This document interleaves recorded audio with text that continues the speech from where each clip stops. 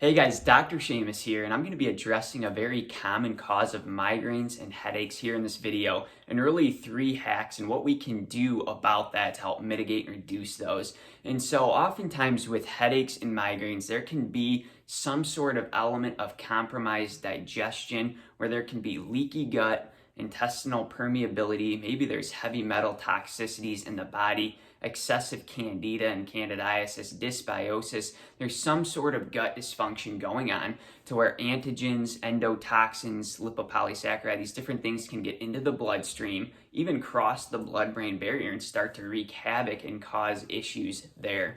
And so in an effort to help reduce migraines, we really need to address things at the gut level. And so when it comes to a dietary approach, we want to avoid obviously the inflammatory foods, which are going to be things like gluten containing grains, conventional dairy products, the hydrogenated oils, as well as just sugars, artificial dyes, colorings, food additives, synthetics, this kind of stuff. Even foods exposed to glyphosate and herbicides and that kind of thing can all flare up the gut, cause inflammation there, and really open up the lining, causing that intestinal permeability.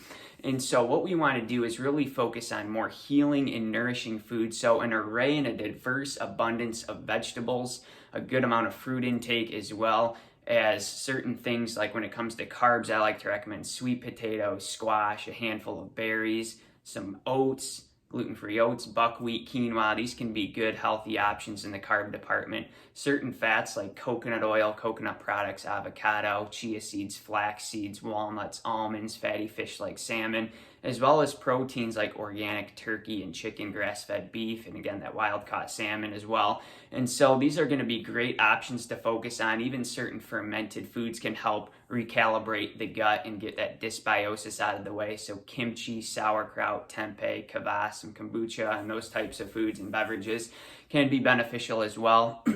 Also, certain essential oils can be helpful here as well for reducing migraines, headaches. Things like lavender, rosemary, eucalyptus can be great options right there. But I'm going to talk about really, in addition to the anti-inflammatory diet, we know that exercise is so important to help bring down the occurrence of migraines as well. And the reason for this is it's been shown in studies that sedentary people have higher profiles of opportunistic and pathogenic microbes in their gut that can, again, just start to permeate and penetrate the gut lining, cause that direct permeability where toxins can get out, cause inflammation in the rest of the body. And so we want to make sure we're exercising, getting the body moving, allowing for better circulation. And so this is going to help really allow good, healthy profile of microorganisms in a normal commensal abundance there in the gut. And so in addition to that, we also want to work on stress management. And we know that cortisol and high cortisol and just living in a sympathetic dominant state is really a potent carcinogen.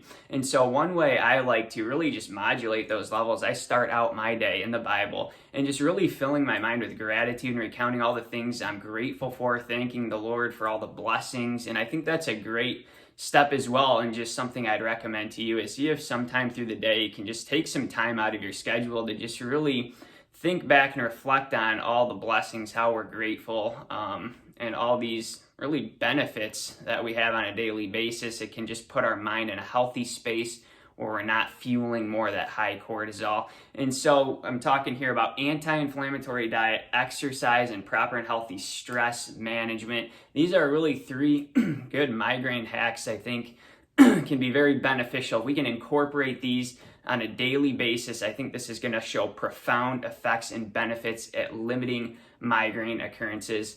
So guys, I hope you found this video enjoyable and insightful on how to limit migraine occurrence.